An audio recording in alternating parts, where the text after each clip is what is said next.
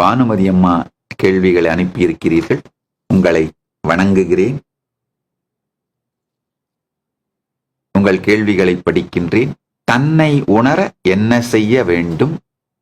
நம்மை நாமே புரிந்து கொள்ள, நம்ம மனசை நம்ம கண்ட்ரோலுக்குள்ள வைத்துக் கொள்ள என்ன செய்வது? முதல் விஷயம்,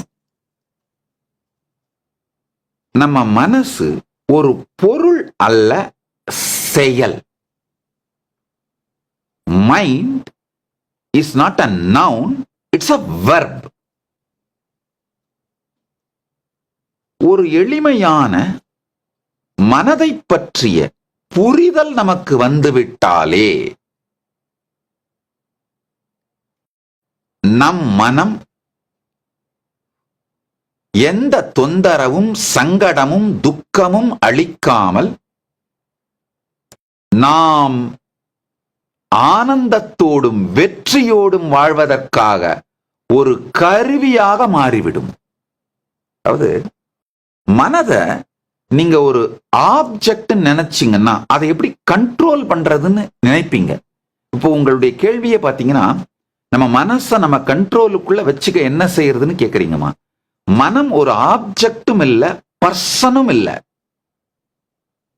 அது உங்களுடைய ஒரு நடவடிக்கை. இப்ப எப்படி கையை அசைப்பது, உடலை அசைப்பது உங்களுடைய நடவடிக்கைகளில் ஒன்றோ, அதே போல மனமும் உங்களுடைய நடவடிக்கையில் ஒன்று. கையை அசைப்பது உங்களுடைய நடவடிக்கை, உடலை அசைப்பது உங்களுடைய நடவடிக்கைன்னு உங்களுக்கு புரிஞ்சதுன்னா, அந்த அசைவுகளால் ஏதாவது பிரச்சனை வர்றதா நீங்க உணர்ந்தா அசைவை நிறுத்தி விடுவீர்கள், அவ்வளவுதான். அதே போல மனம் உங்களுடைய அசைவு, உங்களுடைய நடவடிக்கை.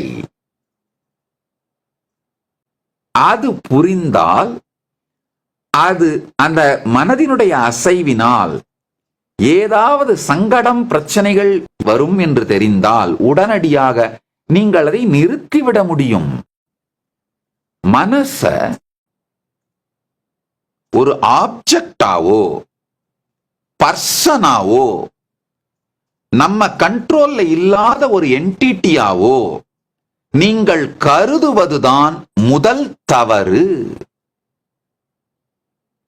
மனத்தின் உருவை மறவாது உசாவ மனம் என ஒன்றிலை உந்தி பர மார்க்கமிது ஆர்க்கும் நேராம் உந்தி பர என்று ரமண மகர்ஷி அவர்கள் உபதேச உந்தியாரில் தெளிவாக சொல்லுகின்றார்.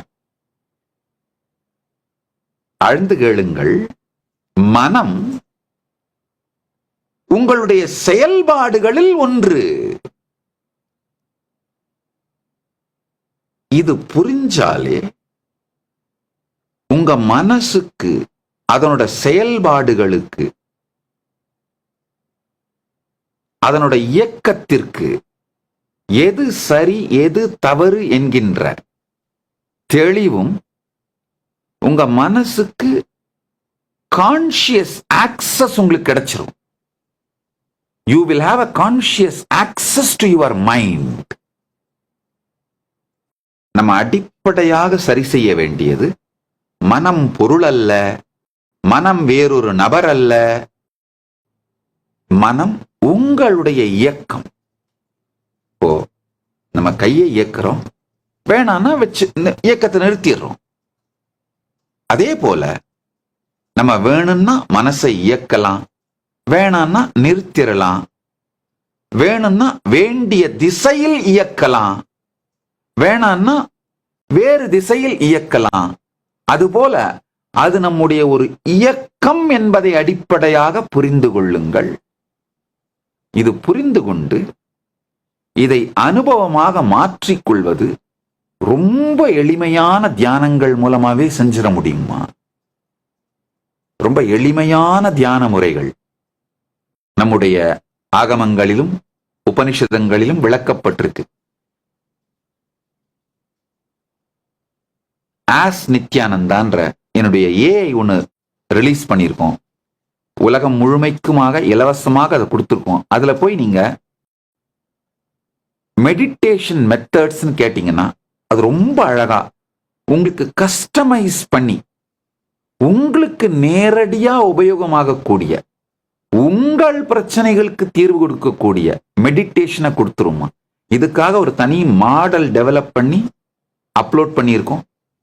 இது இலவசமாக எல்லாருக்கும் அவைல் பண்ணியிருக்கோம். ஆஸ் நித்யானந்தான் லிங்க் வேணா கொடுக்குறேன், அதை பாருங்க.